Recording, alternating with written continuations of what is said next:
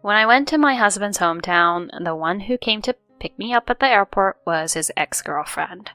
And to make matters worse, when we tried to get into the car, the doors were locked and wouldn't open.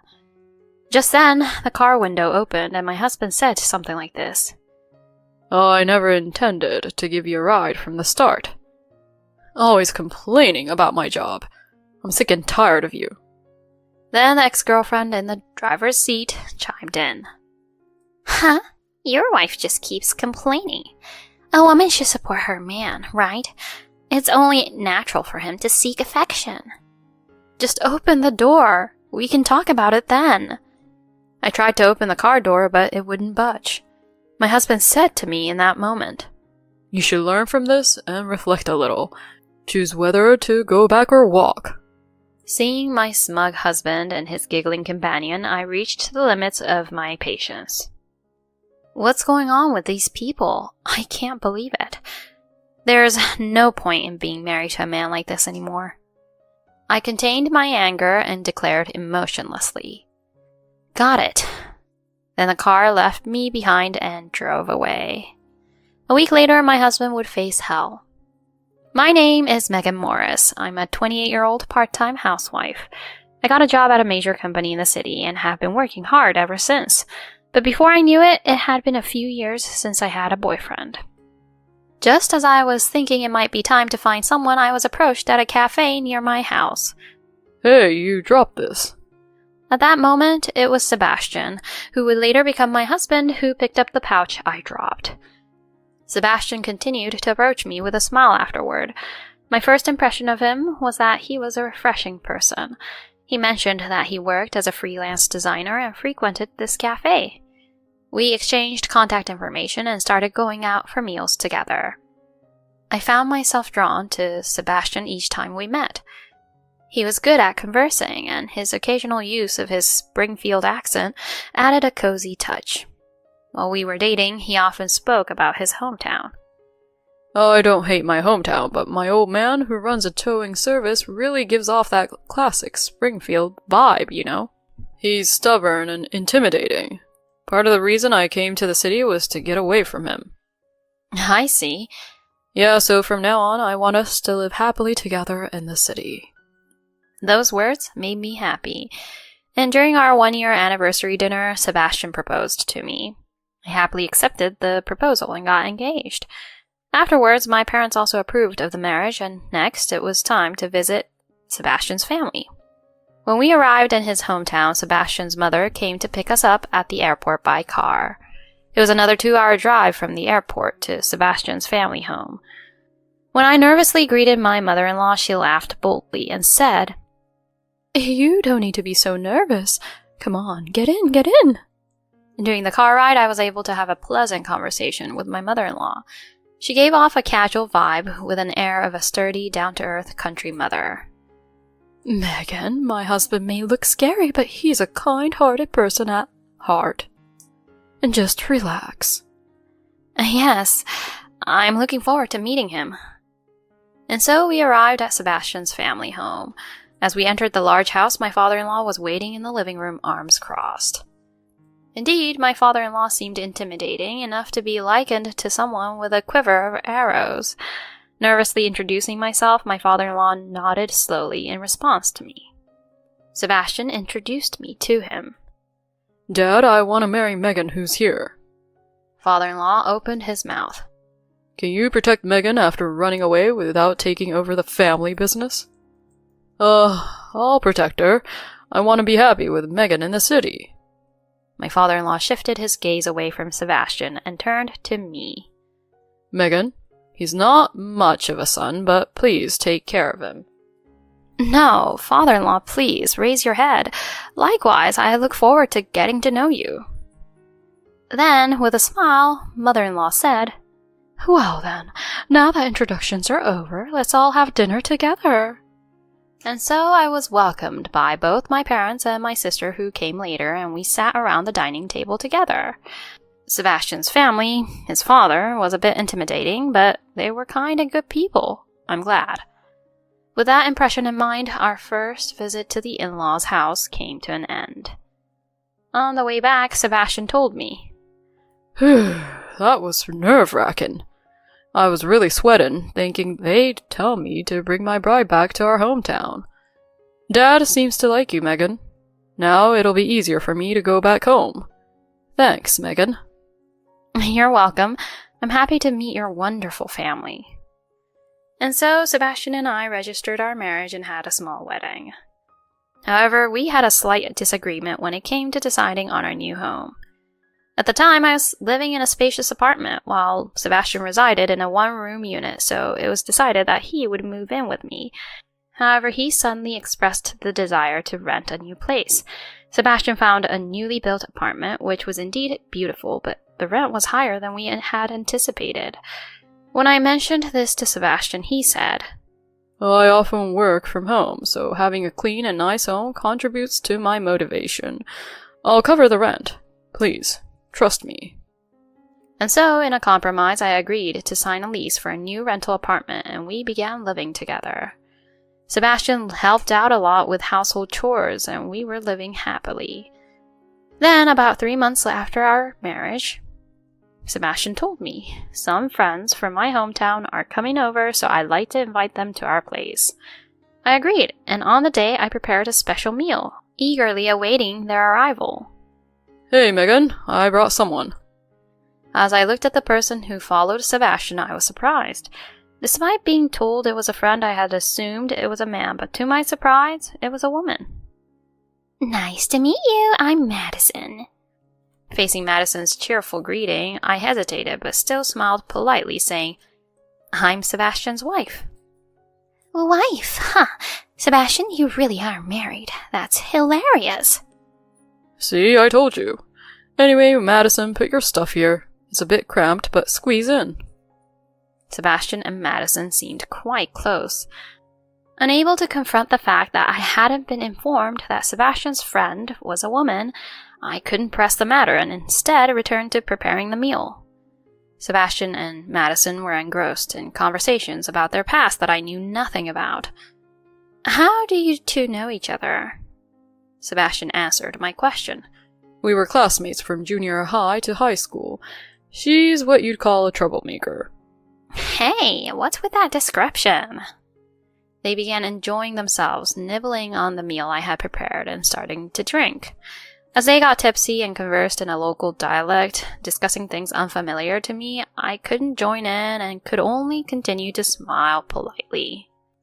I should probably head back to the hotel soon. Madison checked the time and mentioned this. You could stay over, you know? I was taken aback by Sebastian's words. Well, next time I'll have to. As Madison said this, she picked up her belongings and started putting on her shoes. Since Sebastian said he was going to take a bath, I decided to accompany Madison outside the apartment building. Thanks for being good friends with Sebastian. Please, come and visit again. I didn't really think that for a second, but out of courtesy, I said so. Then Madison laughed. You're pretty good at playing along. Huh? Let me tell you, Sebastian and I used to date back in high school. What? Just as I was at a loss for words, a taxi pulled up and Madison got in. Well, see you later, Megan. With that, Madison left. Returning to the room, I immediately confronted Sebastian. So Madison is your ex-girlfriend? What were you thinking, inviting someone like that into our home? Oh, so she told you, huh? But we only dated for a short while and we're still friends. Don't be so upset about it. Seeing Sebastian acting so nonchalant, I couldn't believe it. After some time passed, Sebastian said to me, Hey, so I haven't been able to get much work this month. Could you wait a bit for the rent payment? Huh? I understood that being a freelancer comes with fluctuations in income, but to be told something like this, I was a bit bewildered. Well, that's unavoidable, but please make sure to do it from next month, okay? I understand. Despite having such a conversation, Sebastian still didn't pay the rent the following month. Not only that, he didn't even provide the minimum living expenses. Deciding to address the issues I hadn't brought up before, I said, Sebastian, can you show me last year's tax return documents? Huh? What's with that? I don't wanna. It's an important aspect to consider for our household finances. Show it to me. Reluctantly, he brought the documents. Upon seeing them, I was speechless. Sebastian's income from last year was only about $10,000. What does this mean? It can't be helped, right? That's just how it is with freelancers. What about the money you had until now? Before we got married, I was quietly scraping by working at convenience stores, and I used the savings I had since I was young. But now, even that's run out. So what are we going to do from now on? When I asked forcefully, Sebastian responded as if it were obvious. Megan, you work for a big company, so you'll be fine without my contribution, right?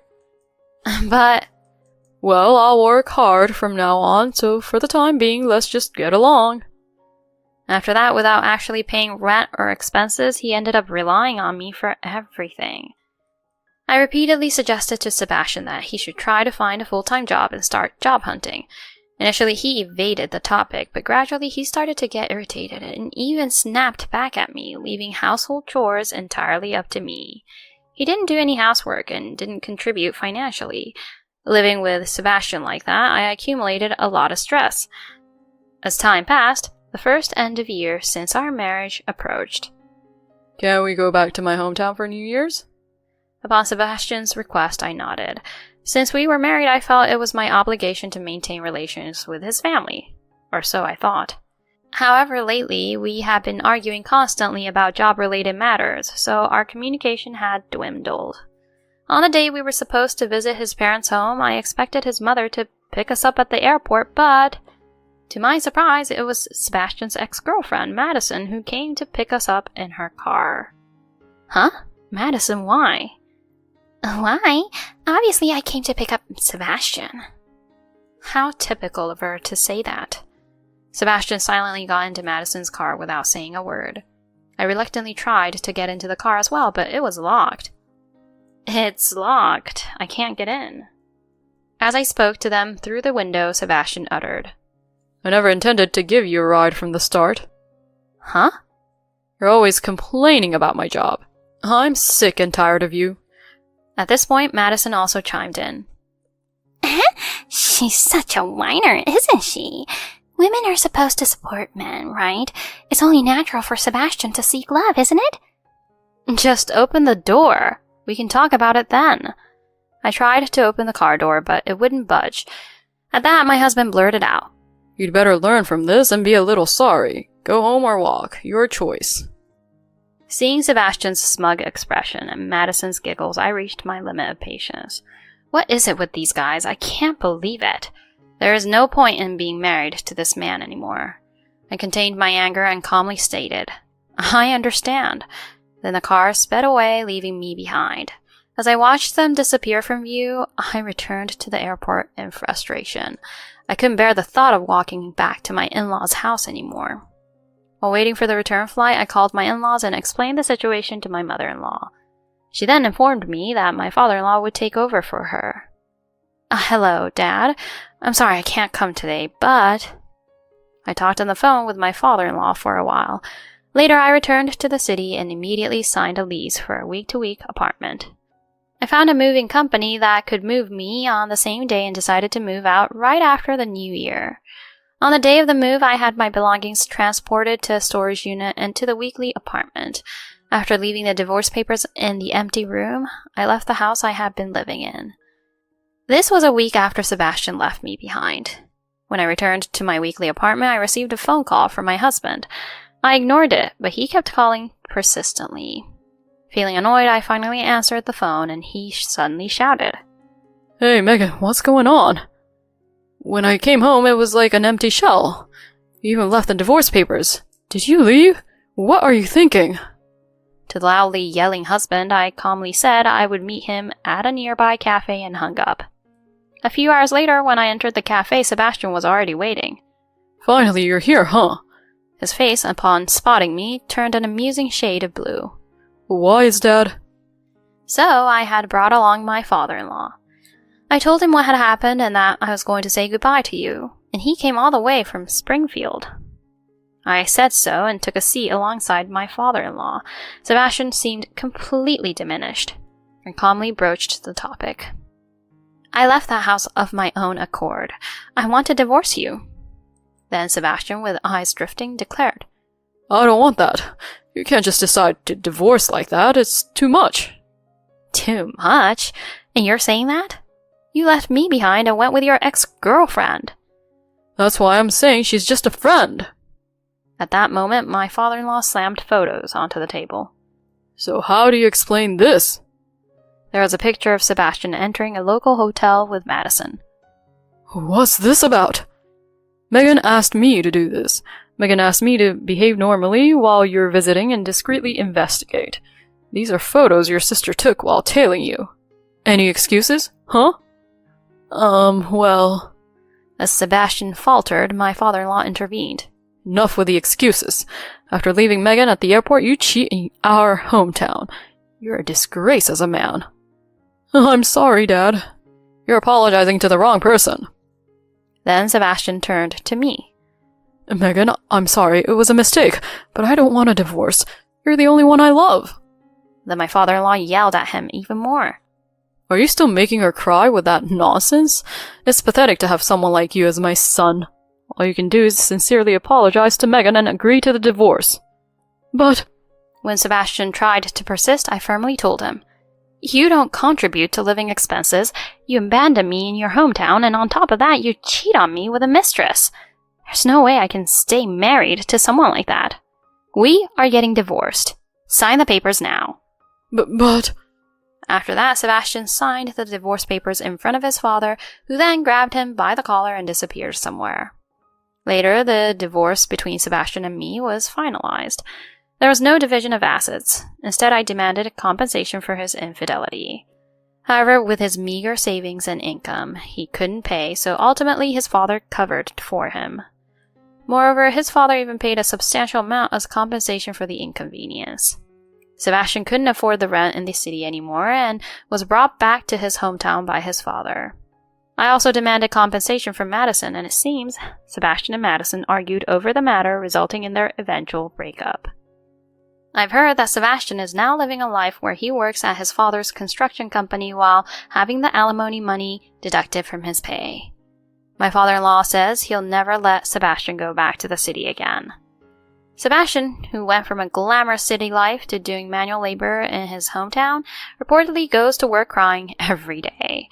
However, even hearing that, I don't sympathize with him at all. I think he should suffer as much as possible. As for me, with the compensation, I moved and started a new life. The stress is gone and work is going well. I will continue to work diligently and strive to be truly happy.